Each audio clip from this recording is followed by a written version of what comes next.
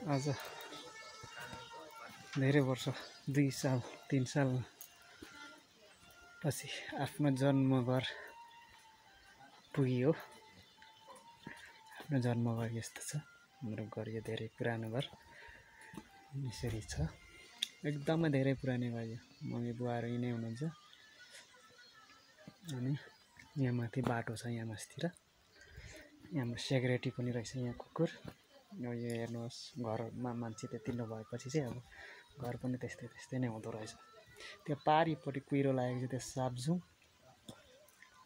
यो किचन थियो हाम्रो पहिले, अहिले किचनै छ तर युज रहेनछ। टोइलेट बाथरुम त्यहाँ छ। टोइलेट बाथरुम त्यहाँ छ। अनि हाम्रो धारा यहाँ छ, पानीको धारा। अनि त्यहाँ खोलेसोले पकाउने। अनि गाई गोठहरू बाख्राको त्यहाँ छ। अनि यहाँनिर चाहिँ माछाहरू छ। यहाँनिर माछाहरू ठुल्ठुलो माछा रहेछ। यिनीहरूलाई 2-4वटा चाहिँ 2-4 केजी चाहिँ निकालेर चिरिप्पो बनाउनु पर्ने छ।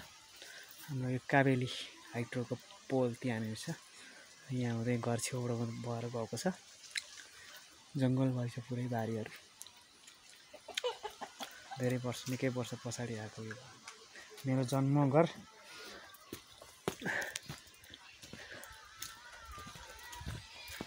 यसरी छ। यो पुरानो घर हो, यो धेरै पुरानो घर। यहाँ देख्न सक्नुहुन्छ तपाईँले। यहाँ हाम्रो ग्राउन्ड छ, यहाँनिर फुटबल ग्राउन्ड। त्यो तपाईँहरूलाई त्यो पनि मैले थोरै देखाउँछु ल।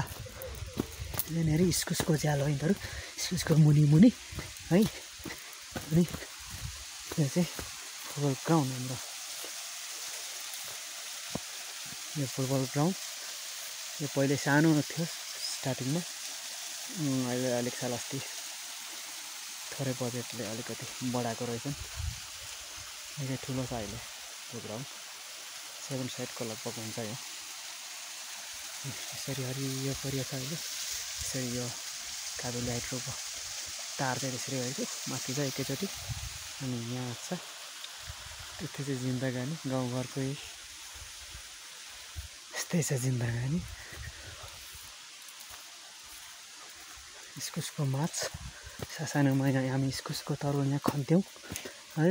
ओ माइ गॉड, बाटो यस्तो छ गाइजहरू।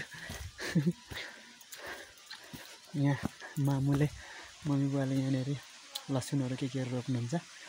त्यहाँ अम्बक लटरम्ब फलेको छ। यो दाउरा कटेर यहाँ हेर्नुहोस्, दाउरा कटेर हेर्नु। यो धेरै पुरानो घर हो यो। हामीलाई थाहा छैन यस बनाएको यो घर। कुखुराको खोर त्यहाँ छ। Okay guys.